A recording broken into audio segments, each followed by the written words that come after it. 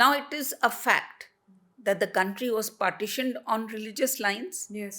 on the basis of the demand of a section of society.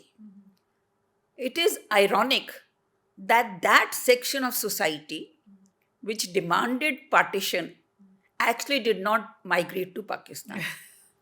They stayed behind. Yes. Now, this is something that can be easily verified because course. now even the exact figures are available. Yes, ma'am. So, what has this got to do with the rewriting of history? When a substantial section of society which demanded partition did not go to Pakistan, then this group of historians said Indian history has to be rewritten. So, what are the points that have to be rewritten? Indian history before the medieval period is a dark chapter. There's nothing glorious about it, there's nothing golden about it. It's exploitation, exploitation. Now, the story begins actually in the medieval period.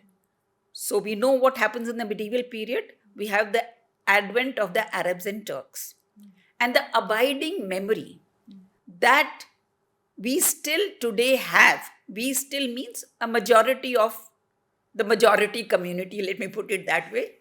We have the abiding memory as a period of devaluation, degeneration, I mean, assault on the civilizational heritage of India, exemplified in the destruction of temples. Yes. Best exemplified. So, that is the abiding memory that even if a student is not a student of history and just a lay person, what do you remember about the medieval period? They will remember it as a time when our sacred sites and sacred structures were attacked. So, this new school of writing begins in Aligarh and it tries to show that the advent of the Arabs and Turks had nothing to do with religion. Religion played no part in the medieval period. The story of the Arabs and Turks is a story of them being attracted by the wealth of India.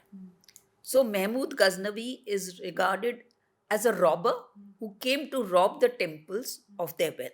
So, this lack of empathy, when you write about a country, especially about your own country, you have some empathy with that.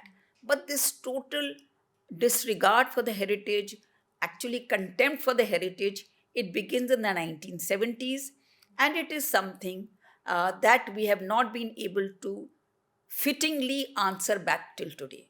So in India, it's not a question of the victors writing the history, it is still history being written through an imported ideology and not through Indian eyes.